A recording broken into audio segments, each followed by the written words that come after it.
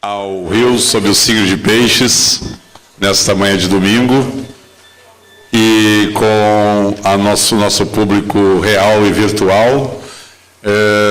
Os índices do Facebook indicam que já mais de 30 mil pessoas tiveram conhecimento do evento e mais de 800 estão interagindo com ele. Então, nós temos graças à internet e à transmissão ao vivo, de alta qualidade, aqui por sinal, nós estamos podendo vencer um dos maiores obstáculos, que é o fato do Brasil ser um país continental, e o que impede, dificulta, né, a presença de outras pessoas e a presença de outros astrólogos. Nós temos um canal no Twitter para quem quiser enviar perguntas, e através do site do evento, www.riosobsignodepeixes.com.br.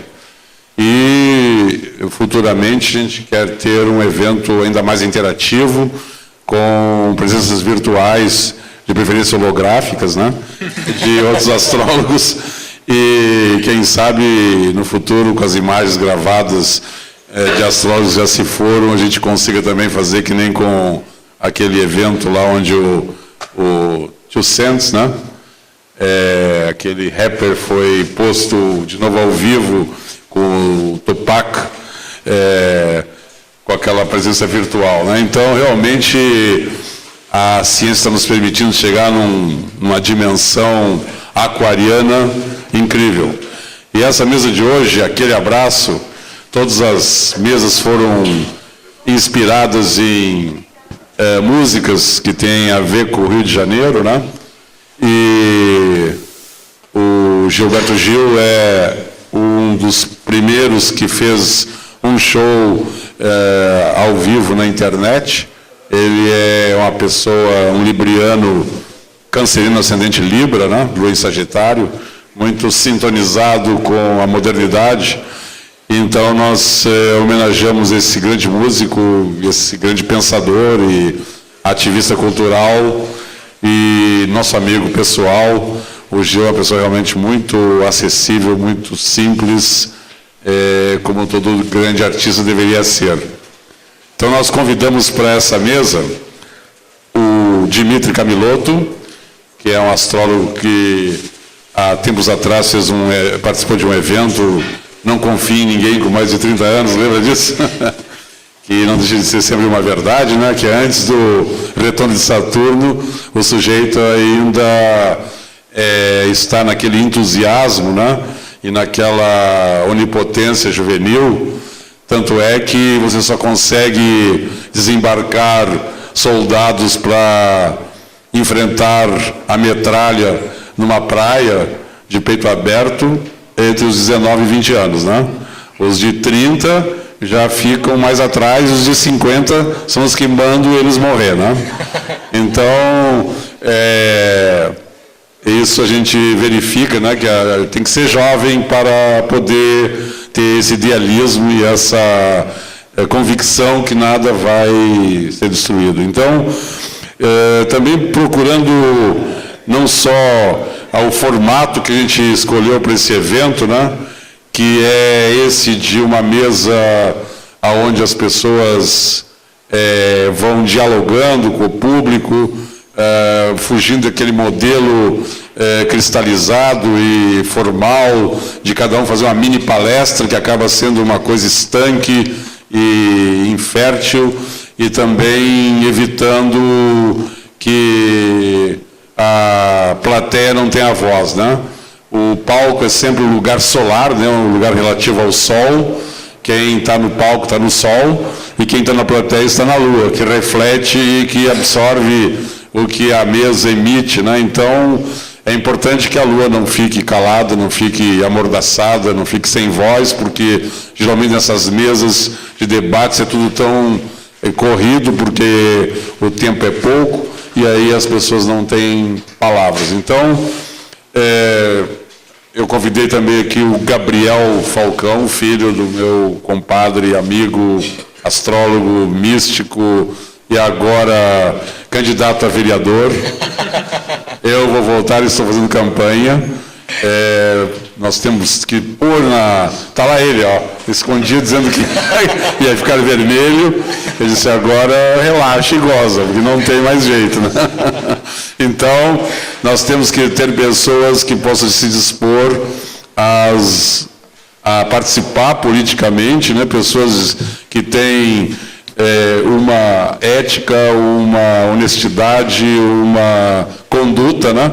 Que possa ser um contraponto com toda essa tendência da política ser uma coisa tão corrompida.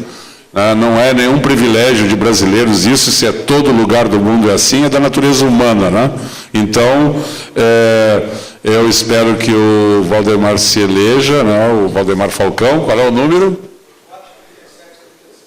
43737, não esqueçam, pelo Partido Verde. E nos represente lá na Câmara Municipal, né? Acho que é importante isso. Então, o Gabriel, filho do Valdemar, mas ele não precisa desse QI para, né, quem indicou para estar aqui. E assisti uma participação dele num evento em Campina Grande, na Paraíba, o Festival da Nova Consciência, e eu fiquei impressionado com as colocações, né? Naturalmente, ele vindo de duas famílias, né? O Morel e os Falcões, né? Que já dá uma certa facilidade, né? A genética ajuda. Mas, claro que tem a visão dele. Então, a ideia aqui é saber desses jovens, né? O que eles pensam, como eles veem e como eles encontraram esse saber e como eles dividem isso. E fiz um nepotismo paterno e convidei meu filho, o Vinícius Salgado Arres, que estudou astronomia durante 3 anos e meio, depois trocou para engenharia e agora está na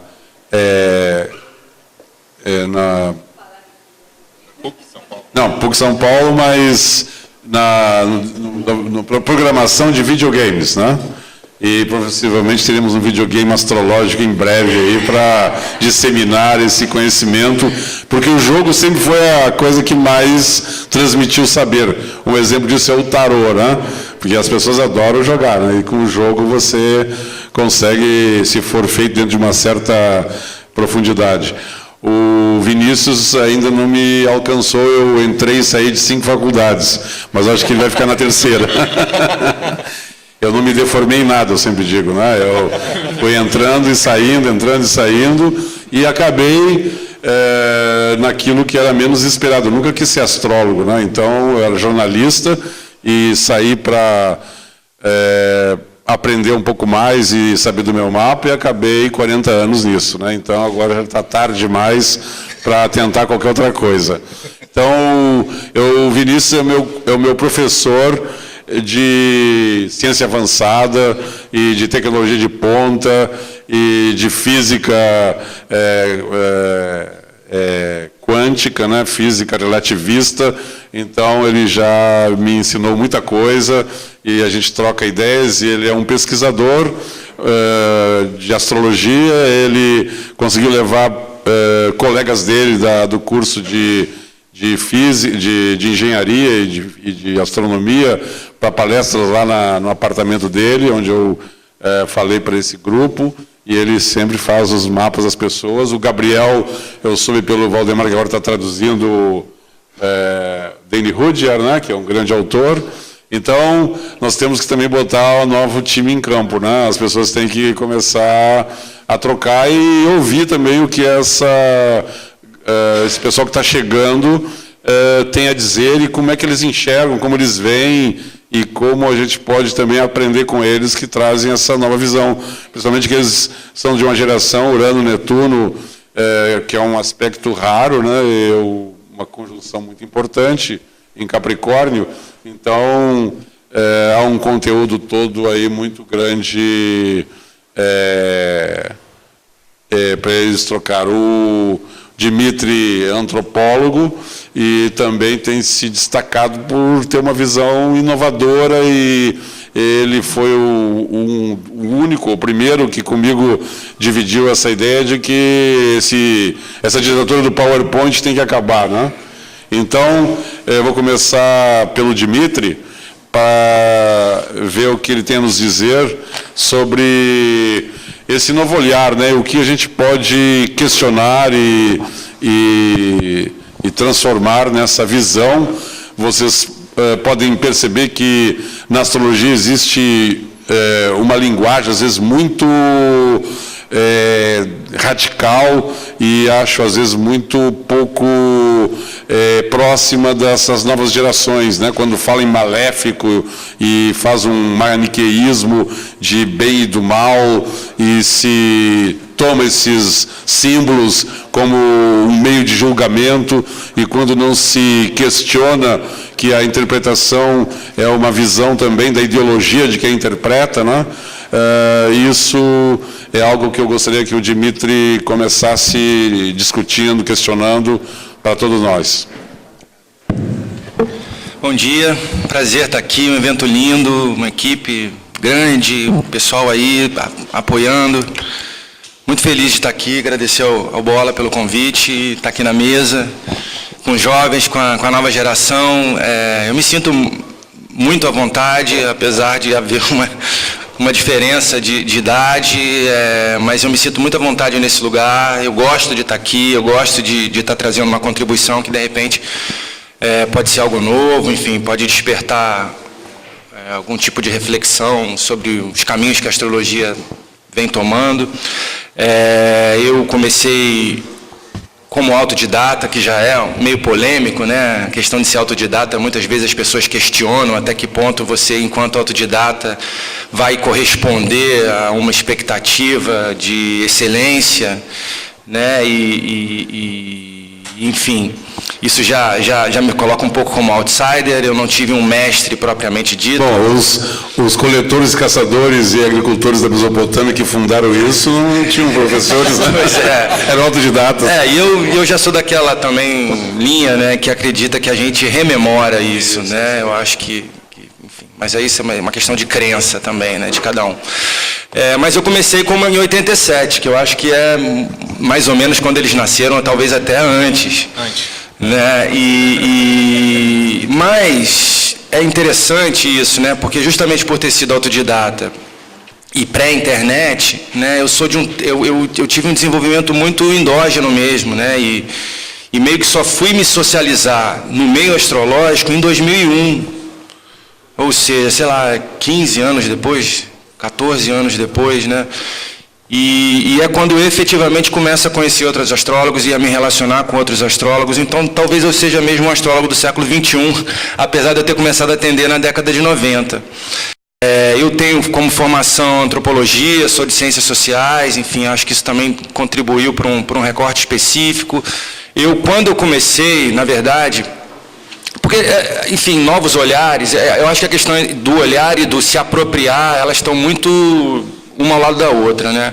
O uso e a apropriação que a gente faz de um conhecimento tem muito a ver com o olhar que a gente vai ter e, ao mesmo tempo, o olhar que a gente tem implica no uso e nessa apropriação. Né? Então, eu tinha como utopia astrológica, né, trazer uma reflexão cada vez mais embasada no sentido das ciências sociais, de entender o mundo contemporâneo, de pensar a política, de pensar a sociedade, de pensar as relações de gênero, né, tudo através da astrologia. Né? E eu achava que quando eu chegasse aos 40 anos, que é a idade que eu tenho hoje, que isso seria algo comum. Né, que esse conhecimento tinha essa pretensão, esse sonho, né, de achar que isso seria naturalizado e que sociólogos ou historiadores, astrólogos, isso seria super comum, né, e de repente eu vi que não era bem assim, né, e na própria academia eu sempre encontrei muitas resistências, assim, nunca nem apresentei um trabalho desse tipo, apesar da minha dissertação de mestrado ter envolvido a astrologia num certo sentido. Mas o preconceito é muito grande, né? Preconceito quando você vai trazer algum tipo de discurso, né, em alguma área, né, seja medicina, seja história, enfim, você tem sempre uma resistência muito grande, né? Até porque esses núcleos são núcleos políticos, né? Você tem espaços políticos de saber e de poder, como você tem dentro da própria astrologia, né? Enfim, você tem interesses, né? Então, eu acho que eu queria trazer essa discussão para pensar o papel político que o astrólogo tem na sociedade, pensar o papel político que o astrólogo tem enquanto comunidade, enquanto uma rede intelectual, enquanto uma rede de pessoas que, de uma certa forma, interagem com o público. Né? Eu acho que esse novo olhar, Bola, ele passa pela ideia, porque a gente tem a física quântica, está cada vez mais próxima da gente, né? E a física quântica era vista como, sobretudo, pensando a realidade como possibilidades, né? Possibilidades. E aí eu acho que esse novo olhar astrológico, pelo menos eu vejo o caminho da astrologia seguindo essa ideia. Então eu cada vez mais tendo a me afastar da ideia do vaticínio, como aquela coisa inexorável, né? Como a própria questão divinatória. É claro que esse uso ele pode ser feito, isso vai estar sempre presente na astrologia, né? Eu não estou indo contra isso. Mas eu acredito que cada vez mais o observador ele intervém na realidade, né? E diante dessas possibilidades. Então nós somos, sobretudo, criadores de realidade, né? Então não é um mapa, não é a posição astrológica que vai definir inexoravelmente se fulano vai casar ou se não vai casar, ou vai perder o emprego, né? Então a gente está o tempo. Então a consulta astrológica, no momento da consulta astrológica, eu estou ajudando a criar, queira eu ou não, realidade para aquela pessoa que eu estou atendendo. Né? Eu vim da academia, mas eu não tenho mais relação nenhuma com o meio acadêmico, eu fiz um caminho meio inverso. Eu meio que fui mestre muito cedo e tal, e meio que não era assim o meu interesse seguir na vida acadêmica, enquanto vários colegas meus seguiram a vida acadêmica até depois de mim, na mesma geração, né? E eu segui o caminho de atender, é o que eu gosto, é o que eu mais amo fazer, é receber as pessoas, é lidar com as pessoas, é lidar com gente. De alguma maneira poder ajudar com o que eu sei e aprender nas consultas. Eu também sou terapeuta de alinhamento energético, fogo sagrado, então eu estou totalmente engajado nesse lead, enfim, de lidar com as pessoas, de estar com as pessoas, de ajudar de diversas formas, né?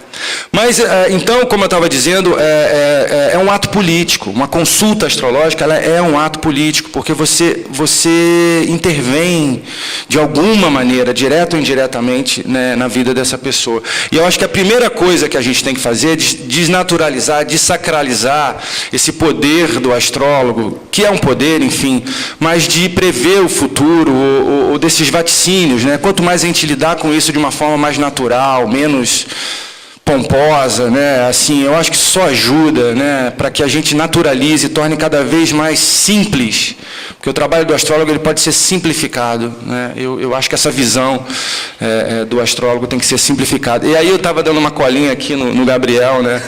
E aí ele falando de ativismo, né? Acho que ele vai falar sobre isso, e eu acho que nós somos ativistas, né? Porque se a gente pensar que tem um mundo em crise, né? E o quanto várias coisas que no século passado pareciam fadadas a permanecerem, né? E em vários âmbitos, em vários níveis, né? E o quanto a gente vê agora que esse mundo em crise pede novas soluções, desde o consumo até na postura de vida, na organização do trabalho, né? Então eu vejo o trabalho do astrólogo como uma coisa super moderna, como uma coisa super contemporânea, no mundo em crise, no mundo em que as pessoas estão precisando, né? Que de certa forma a gente está entrando em outras frequências e isso é pesado, né? Isso é difícil para muita gente, né? Então esse trabalho do astrólogo eu vejo com muito amor, assim, com muita alegria, né? Porque eu me sinto muito situado no momento que o planeta vive. Eu me sinto muito à vontade com o meu trabalho e vejo que muitas pessoas não estão à vontade, né? Dentro dessa necessidade de mudar o esquema. Então o astrólogo ele é um ativista, né? Ele é um ativista, ele é um agente político, né? Fomentando uma nova realidade. E cada vez que a gente tem a oportunidade de estar aqui debatendo, trazendo isso, trazendo esse universo, trazendo... Nossa, né, o astrólogo ele pode ter um consultório, mas ele também pode trabalhar em casa. Trabalhar em casa ou trabalhar do lado de casa, a qualidade de vida que isso implica, né, de você poder De repente você tem mais tempo para fazer a tua comida, para estar mais perto da tua família, né? Você vive melhor. Então ainda tem, enfim, é curador até para a própria pessoa, sem dúvida, né? Pessoa que trabalha com terapia, Kiron, né? Você está sempre se trabalhando, você está sempre se melhorando. Levando a discussão um pouco para a questão do maléfico, do benéfico, né? Eu acho que esse uso ele tem que ser cada vez mais relativizado. A gente tem novos planetas. O próprio termo planeta, acho que vai ser difícil a gente se livrar disso, né? Mas a gente tem que pensar em astros mesmo, em corpos, né? Cada vez mais você tem asteroides, outros corpos. Você tem recortes cada vez mais variados, né? Cada pessoa, cada astrólogo vai ter um uso específico. E a escolha da forma como eu uso, esse olhar ou essa apropriação, ela é político, né? A forma como eu vou trabalhar a astrologia, se vai ser de uma forma, enfim, que vai reificar essa coisa de destino, né? E colocar o sujeito como passivo, ou se você é um astrólogo que você vai colocar o consulente lá, a pessoa que está se consultando com você como um ser, como um agente ativo, inclusive ativo na consulta, né?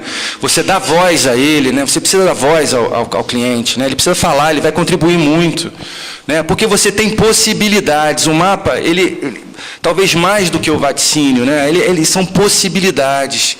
E aí cada olhar, cada apropriação que você vai fazer daquilo é que vai fazer com que você crie realidade. Então eu acho que mais do que intérpretes, nós somos criadores de realidade. Eu queria que essa mesa fosse aberta. Exatamente, entendeu? Você está dizendo a questão do discernimento entre o que é necessário, né, o destino e o que é escolha e o que é livre-arbítrio. Essa é a grande arte da interpretação, ter esse discernimento, né? Se a pessoa começa a tomar como necessário o que é escolha e querer fazer escolhas onde elas não são possíveis. E a grande arte, né, aí da interpretação é essa, né? Mas eu gostaria de saber do Vinícius e do Gabriel, sobre isso que você colocou, a resistência acadêmica, né? Eles que, o Vinícius dentro da ciência, o Gabriel na arte, né? Que é um ambiente um pouco mais aberto, né? Mas, então, Vinícius, o que você diria sobre essa questão do preconceito e das...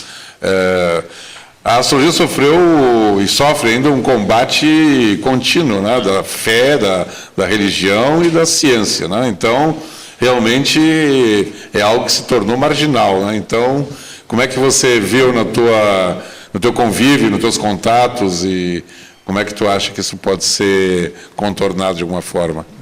A ciência, normalmente você pensa que é uma coisa que, teoricamente, tinha que se adaptar muito ao ambiente, né? Mas, com o tempo, ela acabou virou uma instituição quase como uma igreja, assim, que tem os pensamentos principais. Qualquer tipo de pensamento que seja um pouco diferente já é considerado como errado, ou que não é... Heresia. É heresia, E a questão também é muito da linguagem. Um problema, às vezes, que os cientistas têm com a astrologia, eu acho que está muito ligado à linguagem, porque a ciência sempre tenta tirar o lado humano, ou o lado... Não o lado humano, é o lado... de você usar a linguagem, é subjetivo. Ele é muito objetivo, ela precisa de resultados que são sempre quantificados em quantidade. E a astrologia não lida muito com quantidade, ela lida mais com a qualidade e o símbolo das coisas.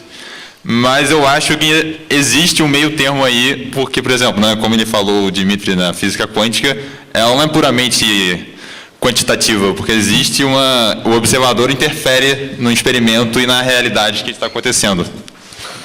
Mas também tem que ter muito cuidado, porque a física quântica ela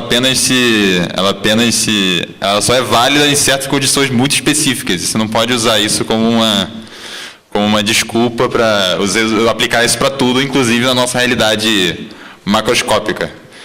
E essa questão de como eu fui fazer astrologia, né, de explicar para meus amigos lá na física, eu tive sorte que as pessoas que conhecia logo de cara já eram pessoas que já tinham interesse raso, mas tinham interesse, assim. Eu acho que eu encontrei elas logo, foi justamente de cara. E logo que eu fui explicando, assim, elas foram absorvendo totalmente. E eu tive essa experiência também com muitas pessoas da minha idade, que elas, não é que elas tenham um preconceito, a grande maioria nem tem um conhecimento do para que serve, como funciona, só tem aquele conhecimento do jornal, do horóscopo. E elas nem leem essas coisas em geral, né? E quando você explica, você consegue dar exemplos, ou você usar exemplos de história, que eu sempre acho muito útil, você usar os movimentos históricos, a astrologia, dos planetas mais lentos, eu sempre acho que é muito... Ou as eras astrológicas também, que é um... Como você, é que nem na física, quando você pega uma coisa macroscópica, às vezes fica mais fácil você ver um padrão, e você explicar para as pessoas, elas percebem esse padrão mais facilmente. Aí eu fui explicando, e as pessoas foram entendendo muito rapidamente como funcionava, e é tudo questão da linguagem, que nem vocês falaram, tem muito a ver com isso também. Gabriel? Eu concordo com isso que ele estava falando, eu só queria fazer um pequeno parêntese, que eu acabei ajudando o Dmitry aqui, mas foi absolutamente sem querer, porque onde ele leu ativista, está escrito artista. Então eu fico muito feliz de ter te ajudado. É isso aí. É exatamente o que eu estava pensando. É o observador interferindo, né? Exatamente. A gente acabou de ter uma prova, né, da leitura dos olhares, de como o olhar cria, né, a realidade. É isso, velho. Mas era o que eu queria falar, era justamente isso, que primeiramente eu queria dizer que eu não sou astrólogo, não me considero, justamente por ter um saber muito inicial, assim. Leonardo da Vinci também não era. Eu também não sou Leonardo da Vinci. E de astrólogo eu só tenho uma coisa, que é meu pai, e alguns livros do Daniel Rudyard. Então, na verdade, a minha proposta seria tentar lançar um olhar sobre... como o Bola estava falando, né? O que define o modo como a gente vai ler a coisa somos nós próprios e o contexto que nos cerca. Então, tentar entender um pouco essa geração e o contexto no qual ela se inseriu desde o começo. Porque eu não tenho a menor discurso expositivo sobre conteúdos astrológicos, até porque eu não tenho esse conhecimento. Eu queria mais propor um diálogo, né, um poliálogo, né, dispositivo, que possa disparar discussões, enfim, outras coisas que a gente pode levar adiante, porque eu acho que é muito importante ter esse diálogo, não só entre os jovens, mas também ter uma troca com os coroas, né, com o pessoal do cabelo branco. Então, nesse sentido... Os que ainda estão por aí.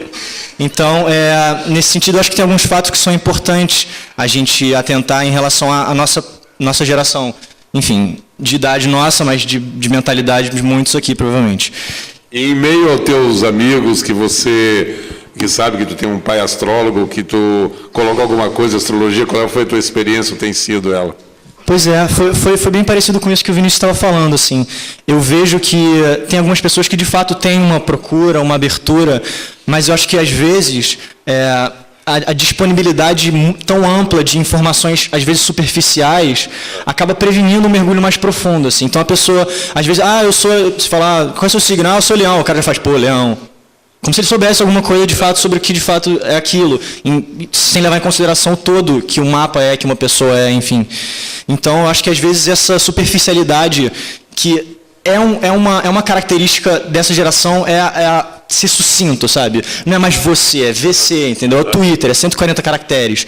Então, talvez a inépcia de pessoas um pouco antes de nós e de nós mesmos em sintetizar de uma forma que tenha uma profundidade...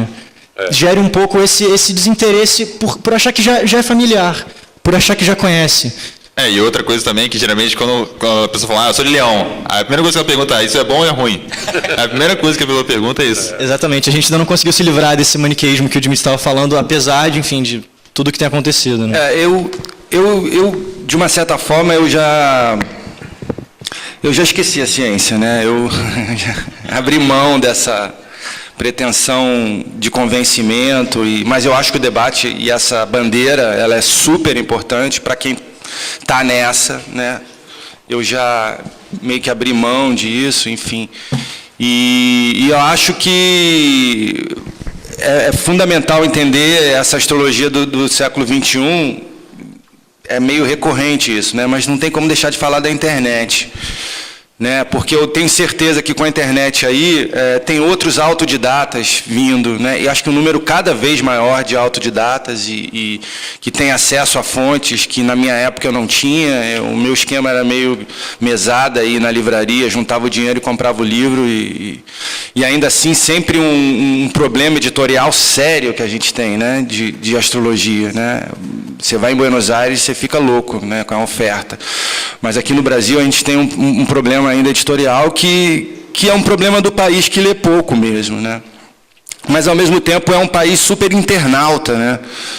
E muito interessado nas redes. Então as redes, as redes hoje, seja Twitter, seja Facebook, seja, enfim, elas são...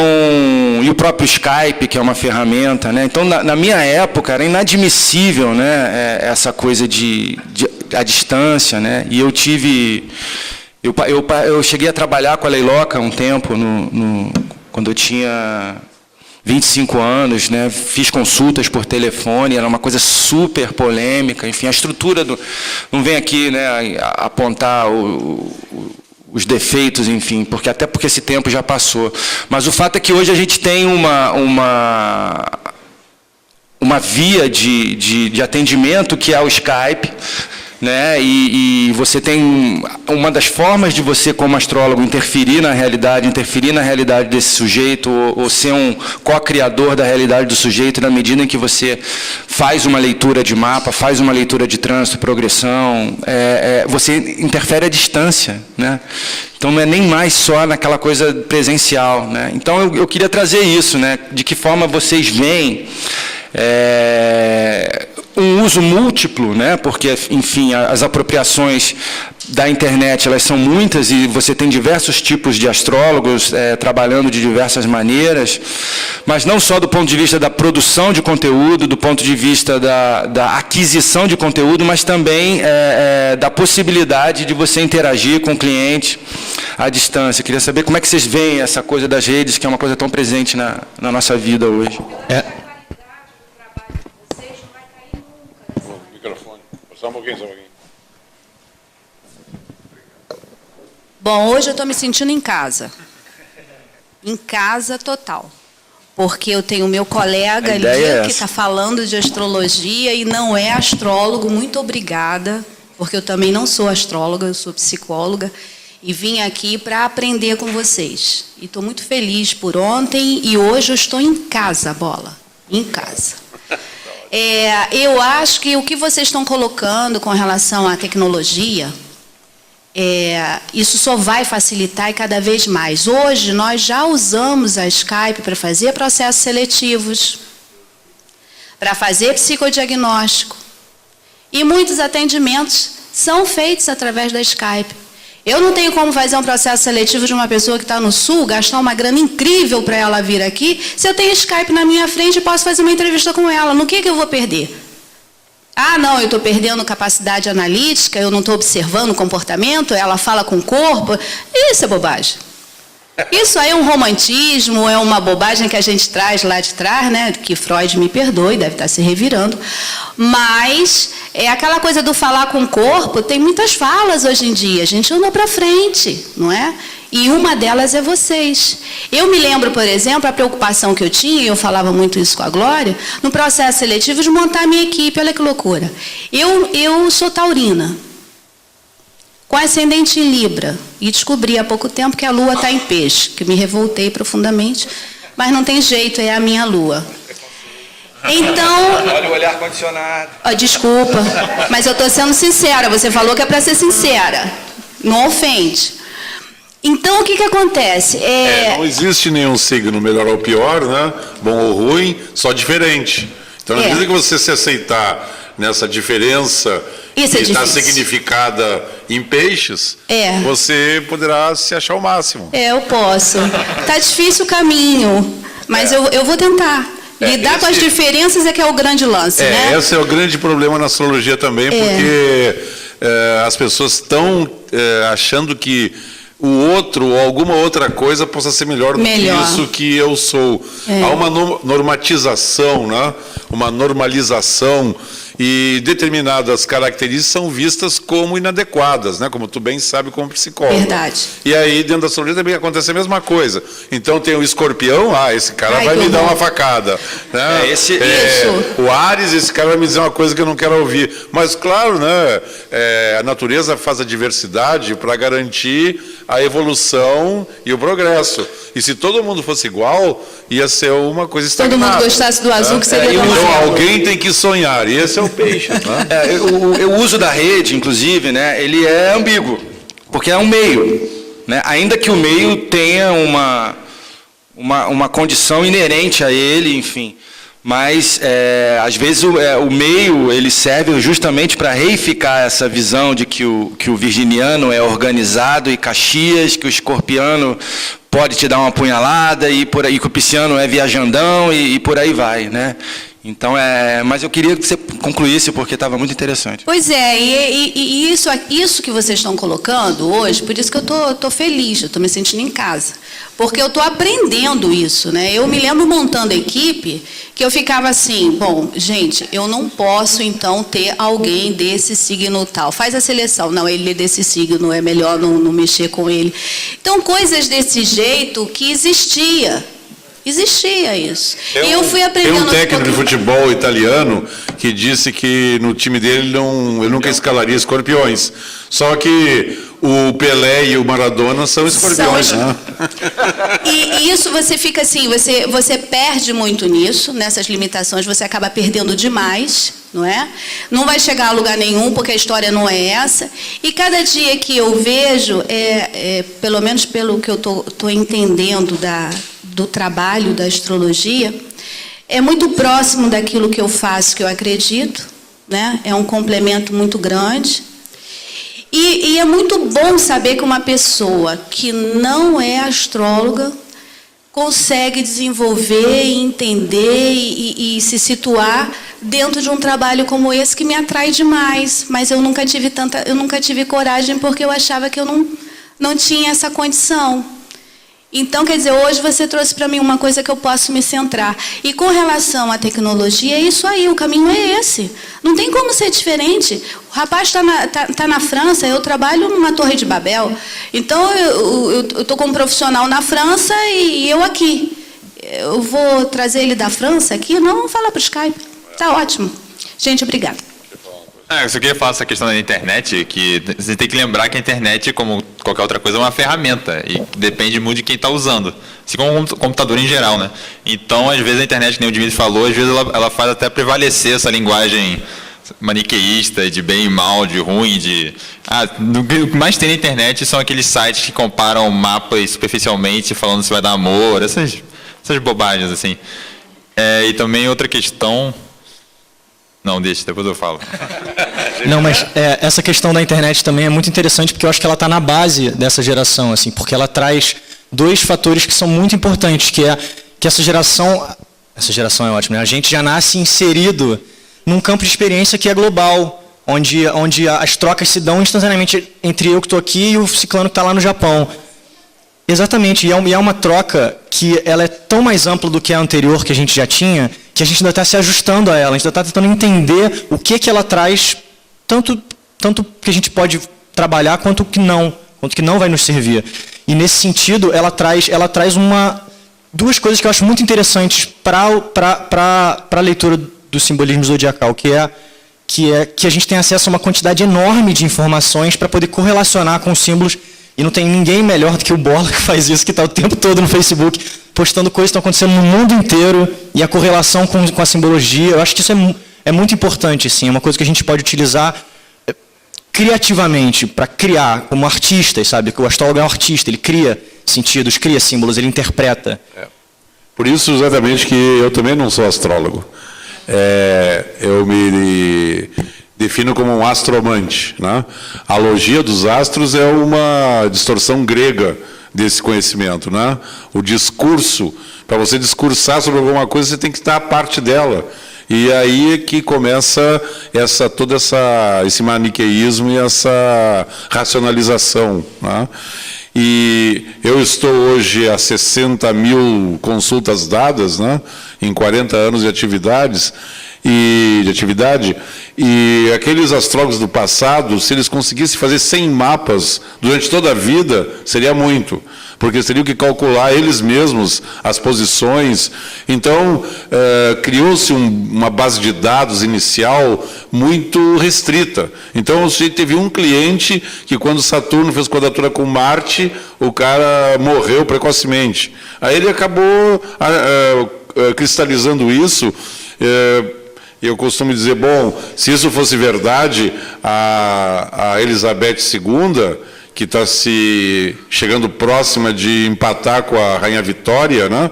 Está há 60 anos no trono, ela nasceu com Marte na primeira casa em Escorpião, quadrado em Aquário, quadrado com Saturno e Escorpião na 10. Né? Quer dizer, ela teria tudo para ter morrido no parto, ou muito pequena, ou ter jamais ascendido ao trono. Agora, é verdade que foi preciso 2 quedas para que ela subisse. Ela não era esperada de ser uma rainha, né? Quer dizer, uma quadratura dessa também pode significar a ascensão pela queda dos outros, e não necessariamente que a pessoa vai cair. E essa diferença só a sensibilidade é que permite identificar. E aí que está a manteia dos signos, né? A manteia dos astros, que é a mancia, que é exatamente essa comunhão com o símbolo, aonde o intérprete percebe e atualiza e torna contemporânea aquele símbolo para uma significação nova e de acordo com a realidade de cada pessoa. Eu costumo dizer que existem duas... A interpretação é uma mão dupla, como em tudo na vida, né? É o lado gêmeos de todas as coisas. Você nunca vai conseguir nada que... se você afirmar, você está negando, né? E os polos são sempre presentes. E o extremo de um gera o outro.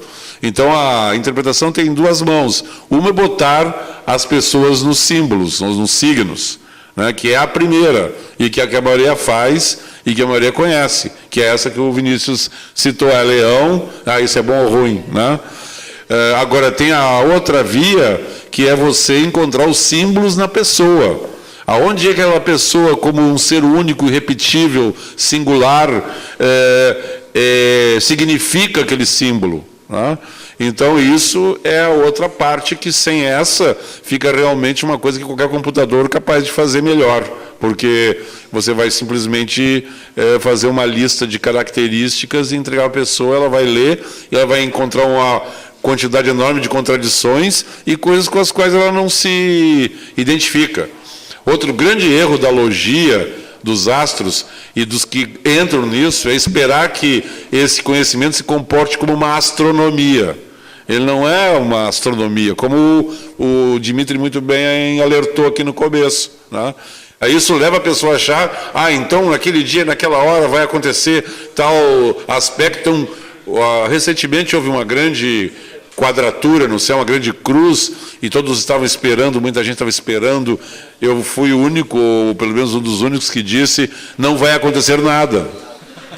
E não aconteceu nada de catastrófico, nem de quilométrico, nem bombástico.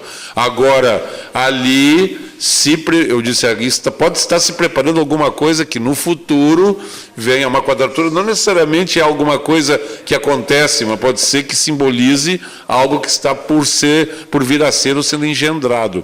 Então, acho que esses pontos são muito importantes e a gente não ficar preso nessa racionalidade e nessas receitas prontas e numa interpretação absoluta de qualquer símbolo, porque você vai encontrá-lo, o mesmo quadratura de Marte e Saturno existe no açougueiro e no cirurgião, né, que vai cortar para curar, o outro vai passar um machado num quarto de boi para te tirar um filé para você depois assar no churrasco, né? O meu irmão, se você pegar pela astrologia medieval, ele devia ser imediatamente preso, internado, porque ele vai fazer alguma coisa parecida com aquele rapaz lá do Colorado, né? Agora, ele começou a vida dele trabalhando com médico de acidente de trabalho. Então, ele só lidava com gente altamente ferida e amputados e destruídos de toda forma. Então, tem as pessoas que absorvem a violência e tem pessoas que praticam a violência.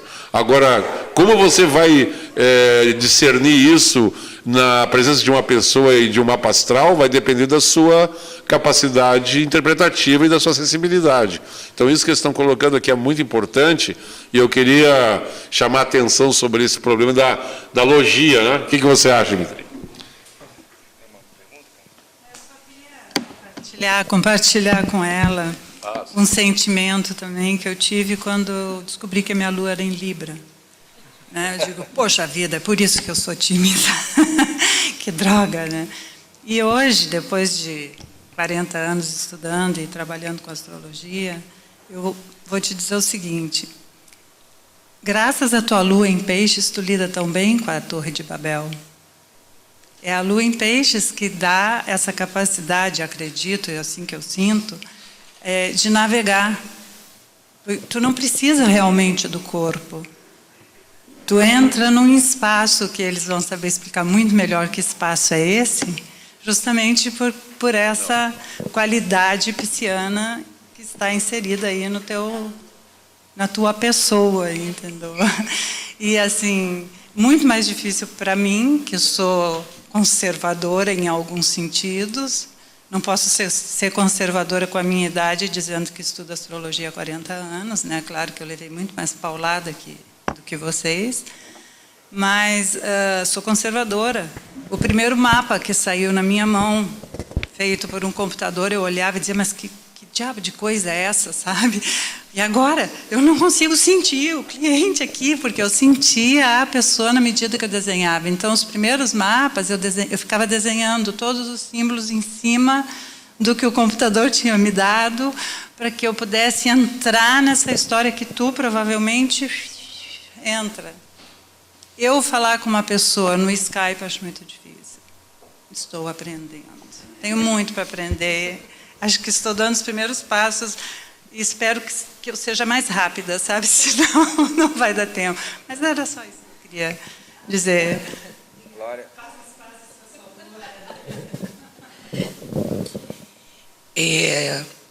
A Valéria, a Lúcia, são pessoas que não estudavam e vieram e estão apaixonadas pelo evento. Então, a vinda da Valéria tem um pouco de culpa minha, a da Lúcia tem um pouco de culpa do Léo. E ontem a Lúcia perguntou para mim, você é astróloga?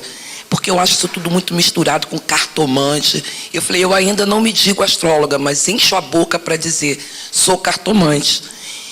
E o Bola hoje falou, eu sou astromante.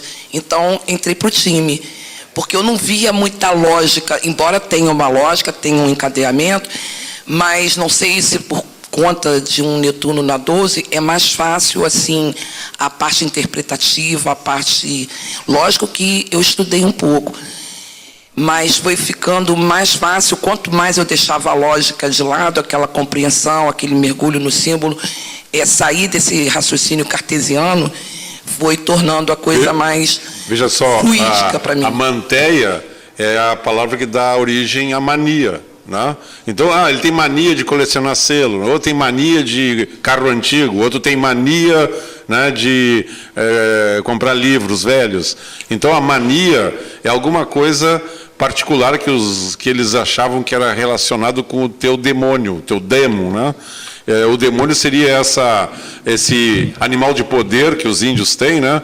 Quando um índio carrega uma águia, né, em cima da cabeça, ele está dizendo que ele pertence a um grupo, né, um cardume, a uma coletividade que se sintetiza por esse símbolo da águia, que é mais ou menos o que a gente diz quando você é do signo de Áries, né?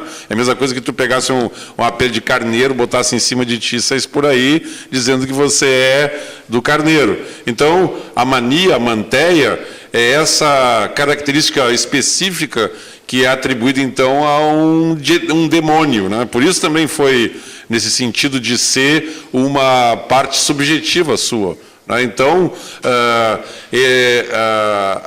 a astromancia ou a cartomancia, ou qualquer manteia, é essa comunhão com essa emoção, com esse sentimento que te faz unificar ou reconhecer a mania, né, a mancia do outro. E aí isso ser capaz de ser estruturado numa certa ordem, que esse simbolismo acaba nos dizendo é que existe uma certa quantidade de ordem, né?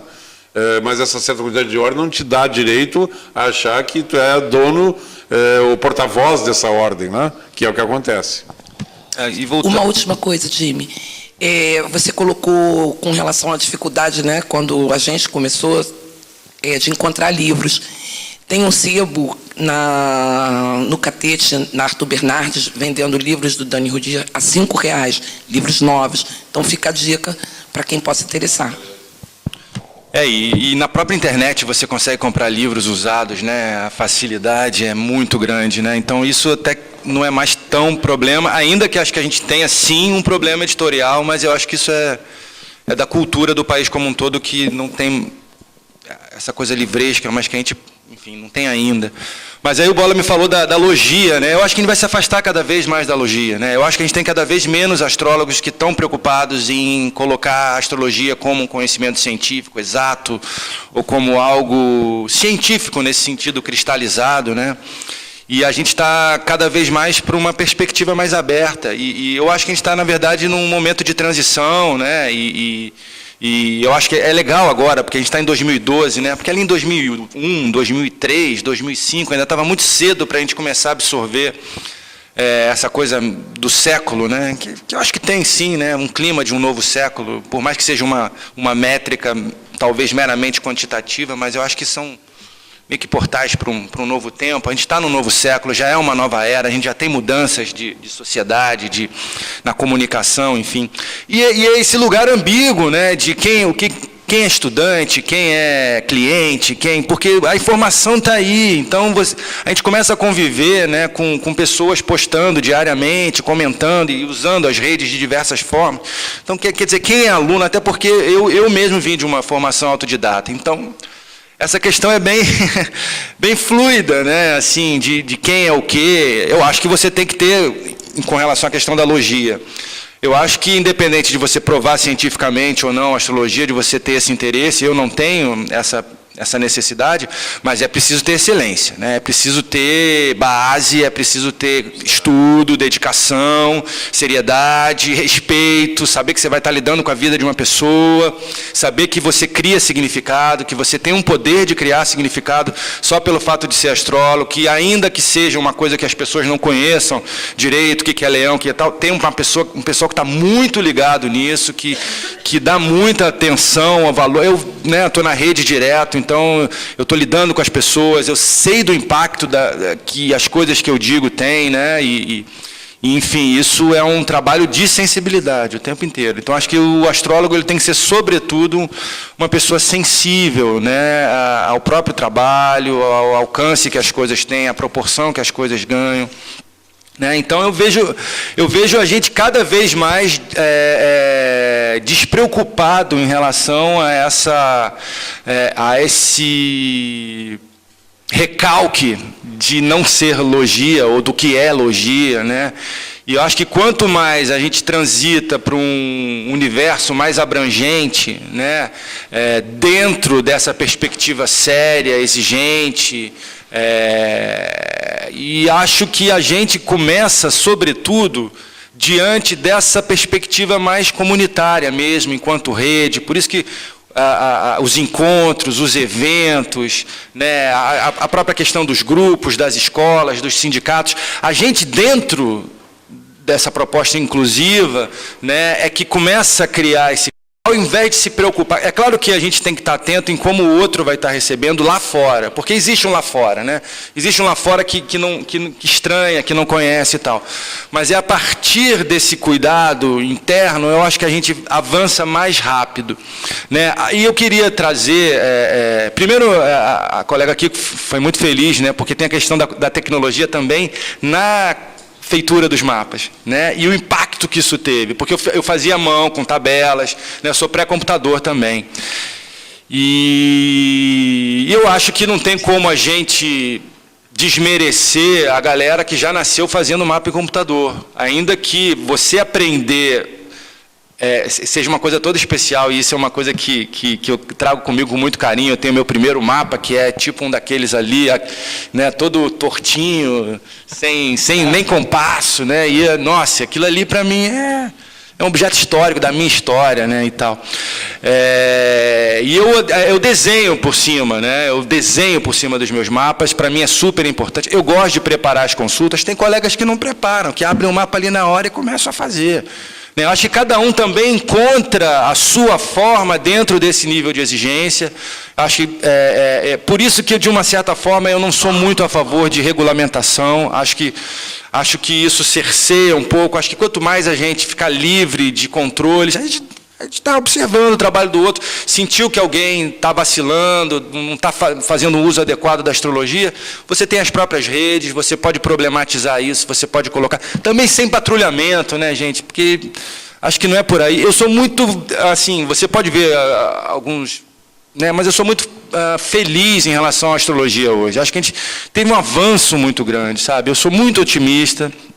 E acho que tem uma galera boa na astrologia brasileira, levantando várias bandeiras, cada um da sua forma. Mas o que eu queria trazer é porque, ainda que você tenha a internet, que é, sem dúvida, um meio democrático, onde você tem de tudo, você tem ainda uma mídia, sobretudo emissora, né?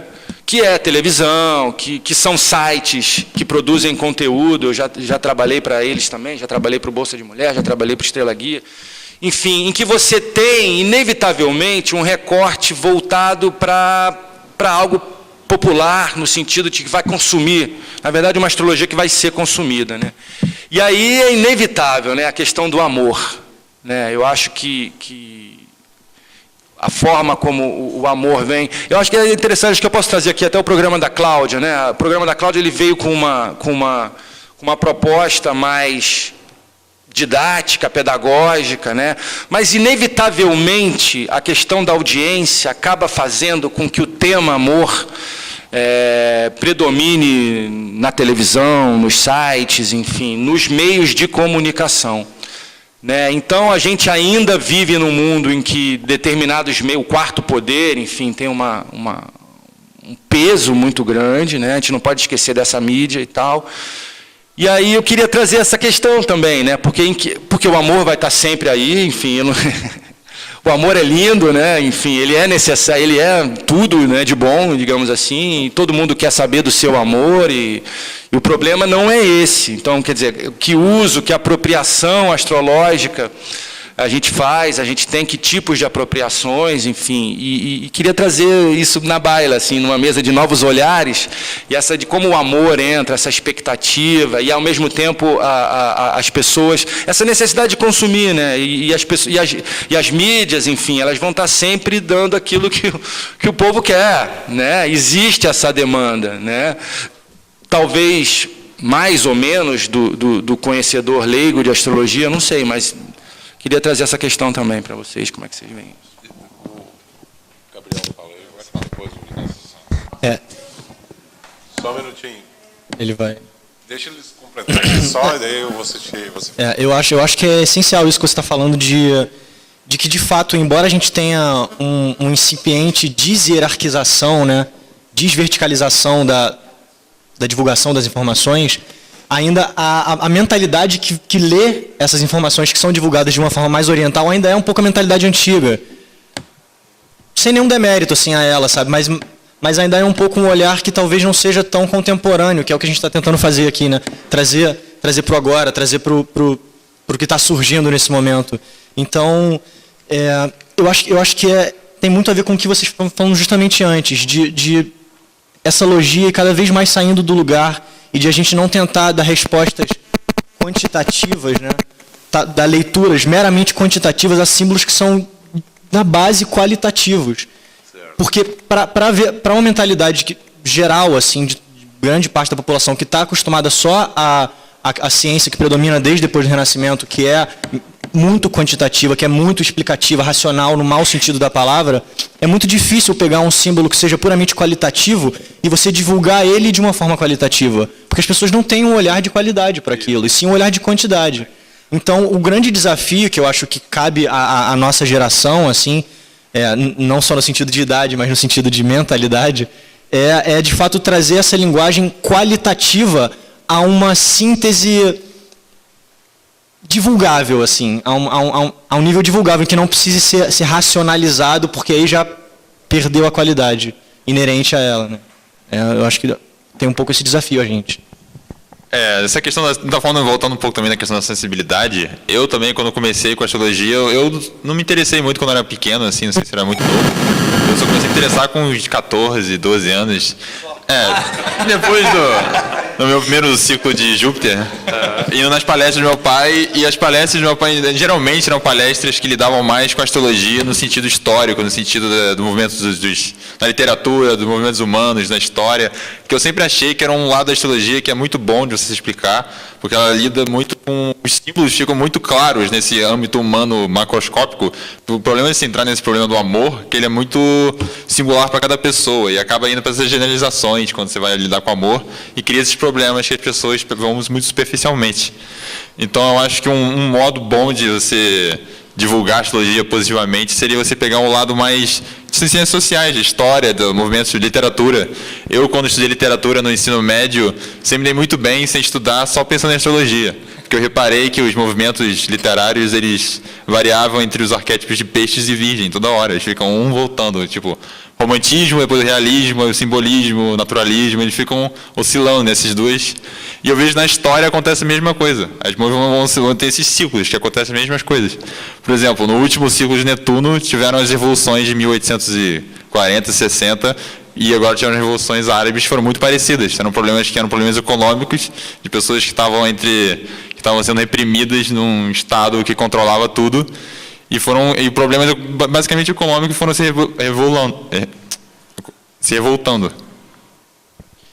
Com esse Netuno em peixes. E isso também aconteceu em 1600 nas guerras religiosas que tiveram na Europa. O mesmo tipo de problema, pessoas pobres que foram acontecer uma divisão.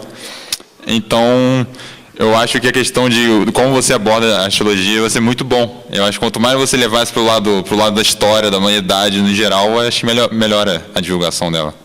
Isso eu acho que é um dos grandes coisas que a gente deveria buscar, que foi o que o Dimitri estava até falando no começo, né, de associar a astrologia a outros saberes humanos, né, a sociologia, história, literatura, pintura, tudo, porque naturalmente os acontecimentos, quando vistos por alguém, eles adquirem um caráter simbólico. Então, eles viram qualidades. Então, tirar a astrologia meramente do âmbito pessoal para tentar dar símbolos de personalidades e dar a ela símbolos que possam ser lidos de uma maneira mais ampla, como você estava falando, né, e não tão individualista, eu acho que é essencial. Eu acho que é um dos caminhos mais interessantes que a gente tem a seguir, buscar associar a astrologia aos outros saberes humanos, assim, e trazer com isso leituras que possam ser mais facilmente compreensíveis a nível de qualidade, assim. Você fala isso que você falou, entendeu? Romantismo. A pessoa na hora ela capta, intuitivamente ela entende o símbolo, embora talvez ela não consiga expressar, não tenha uma compreensão a nível racional, ela vai entender a qualidade daquilo e vai poder aplicar de uma forma que não acabe com a própria qualidade. É muito difícil de explicar isso. Que não traia o símbolo. Não pode trair o símbolo. O símbolo é símbolo. Oi, gente. Bom dia. Meu nome é Maria Gabriela, acompanho o Dimitri através do Facebook.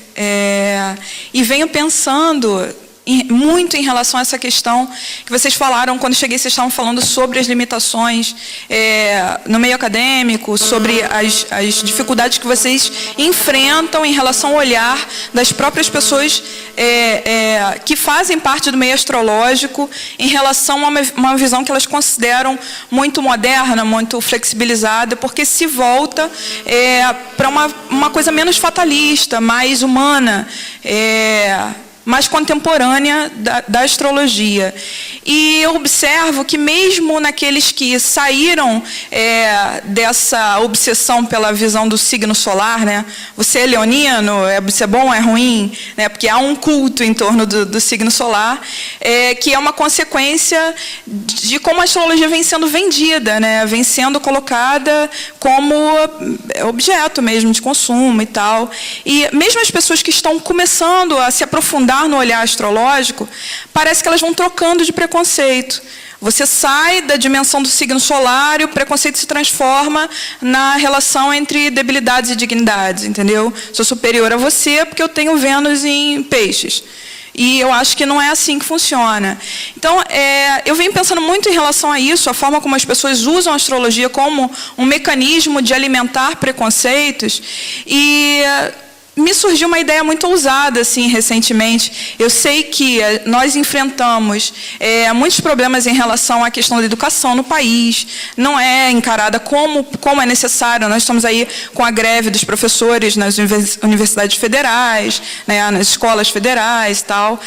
Eu pensei na astrologia, não a astrologia, mas numa disciplina no ensino médio ou no ensino fundamental que permitisse às pessoas conhecer esses olhares, esses diferentes caminhos, esses diferentes ofícios, a astrologia, a numerologia, o tarô, o baralho cigano, essas linguagens, que permitisse que as pessoas encarassem essa necessidade de olhar o outro, né, mais além das ciências, entender que a própria ciência ela vem sofrendo, vários campos da ciência vêm sofrendo movimentos internos que se voltem para esse olhar mais humano, mais flexível. Da mesma forma, eu acho que talvez esteja na hora da gente permitir que dentro do ensino fundamental, do ensino médio, que o jovem ou adolescente entre em contato para que já na idade adulta saia dessa fase, né, de usar a astrologia ou outras linguagens como um mecanismo de preconceito